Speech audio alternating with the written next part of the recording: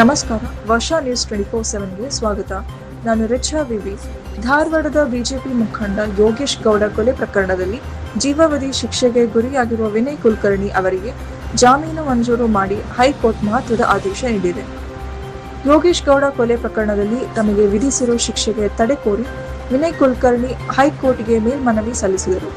ಜನಪ್ರತಿನಿಧಿಗಳ ಕೋರ್ಟ್ ವಿಧಿಸಿದ ಜೀವಾವಧಿ ಶಿಕ್ಷೆಗೆ ತಡೆಯಾಜ್ಞೆ ಮತ್ತು ಜಾಮೀನು ನೀಡುವಂತೆ ಹೈಕೋರ್ಟ್ ಬಳಿ ಮನವಿ ಮಾಡಿದ್ರು.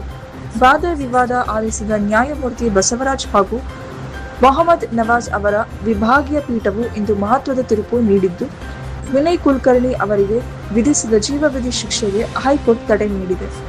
ವಿನಯ್ ಕುಲಕರ್ಣಿ ಸೇರಿದಂತೆ 4 ಮಧ್ಯಂತರ ಜಾಮೀನು ನೀಡಲಾಗಿದೆ. 5 ಲಕ್ಷ ಬಾಂಡ್ ಹಾಗೂ 2 ಶ್ಯೂರಿಟಿ ಮೇರೆಗೆ ಬೇಲ್ ನೀಡಲಾಗಿದೆ.